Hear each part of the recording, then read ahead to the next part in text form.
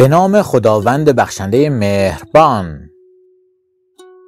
به برنامه و مسابقه و چالش ایران سرزمین الماس ها و کیمیاگران خوش آمدید. سوال هوش. هوش خود را بسنجید. دامدار 18 گاو دارد که از این 18 گاو به جز 10 گاو بقیه گاوها میمیرند. اکنون دامدار چند گاو دارد؟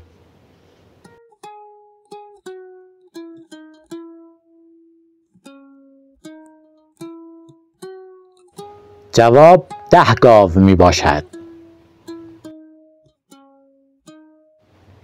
چند ماه 29 روز دارد؟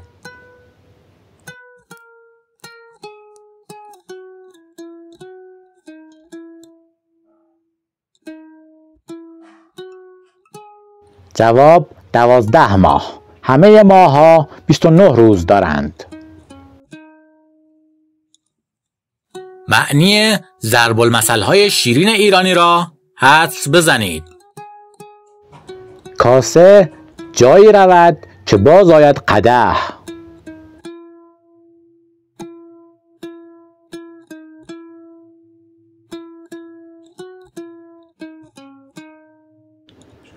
کلافه و سردرگم و مردد بودن، هماغم پیدا کردن، راه چاره داشتن. کفش کسی را جفت کردن.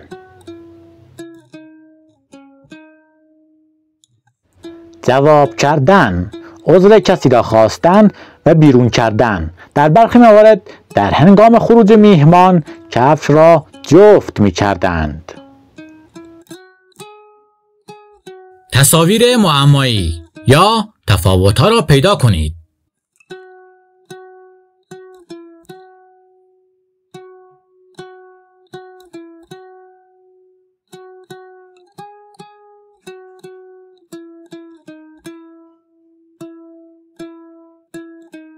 تصاویر تاریخی ایران.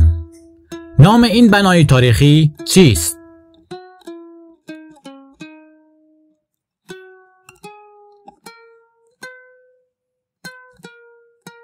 کاخ عالیقاپو اصفهان.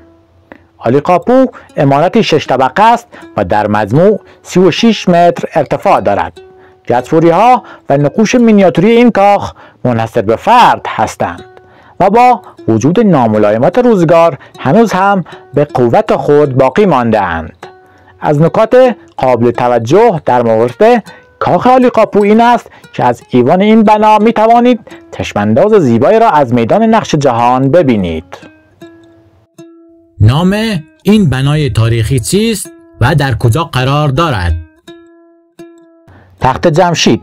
تخت جمشید نام یکی از شهرهای باستانی ایران است که طی سالیان پیوسته پایتخت باشکوه و تشریفاتی پادشاهی ایران در زمان امپراتوری هخامنشیان بوده است و در این شهر باستانی کاخی به نام تخت جمشید وجود دارد که در دوران زمامداری داریوش بزرگ، خشایارشاه و اردشیر اول بنا شده است و به مدت حدود 200 سال آباد بوده است. این بنا در 57 کیلومتری شمال شیراز قرار دارد و برخلاف آنچه اغلب میپندارند نه در محدوده شهر شیراز که در حوزه شهرستان مرودشت واقع شده است. جواب این زیستان‌ها را حدس بزنید. من در دریا و در خشکی زندگی میکنم، اما نمیتوانم راه بروم یا شنا کنم. من با پای پیاده سفر میکنم، اما انگشت ندارم. من چی هستم؟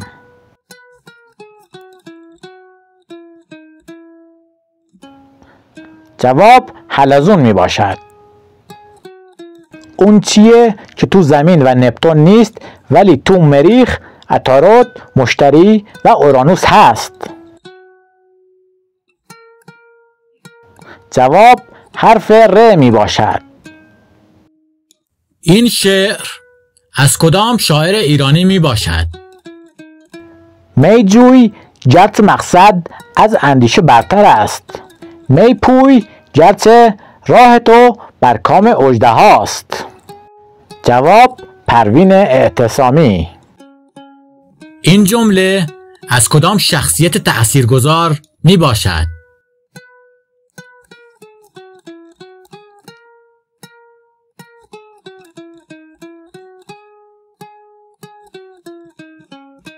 گفته شده از هنری فورد.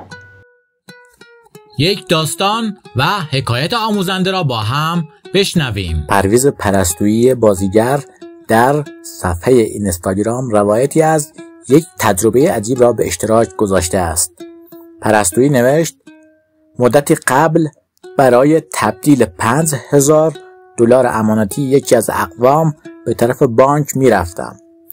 پاکت محتوی دلارها را در داخل یک گوشه گذاشته بودم و متاسفانه بر اثر بی‌دقتی آن را برعکس به دست گرفته بودم و هنگام گذر از عرض خیابان بی آنکه خودم متوجه شده باشم دلارها پی در پی از آن خارج می شدند و از زیر دستم به زمین می ریختند. یک لحظه خشکم زد و در خیالم امانت مردم را کاملا برباد رفته تصور کردم و مبهوت و مستعسل نظاره‌گر نتیجه این بی‌دقتی و اهمال خودم شده بودم. صدای یک خانم محجبه جوان با فرزندی در بغل که به سرعت مشغول جمع آوری دلارها از روی زمین بود مرا به خود آورد که داد میزد: چرا ایستادی؟ جمعشون کن. خب. با این تلنگر به خودم آمدم و در کمال ناباوری مردمی را دیدم که همهشان تبدیل به من شده بودند. چند دقیقه بیشتر طول نکشید که اطرافم پر شده بود از مردمانی دلسوز و امانتدار که دلارهای مچاله شده در دستانشان را به طرف من گرفته بودند و من مانده بودم که دلارها را تحویل بگیرم و یا بر انسانیت و شرافتشان زانوی تعظیم زنم.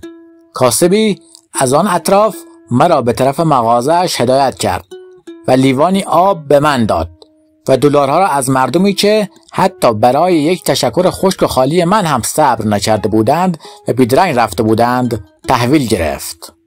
بعد از شمارش حتی یک برگ هم از آن دلارها کم نبود. آن روز دوباره باور کردم که جامعه خوب را لزوماً دولت‌ها به ارمغان نمی آورند. خودمان هم می توانیم آن را بسازیم. هنوز هم دیر نشده. نام این فیلم سینمایی چه می باشد؟ همه میخوان بهت بگن که چی کار کنی و چی به صلاحته. اونا نمیخوان خودت جوابای سوالت پیدا کنی، میخوان جوابای اونا رو باور کنی.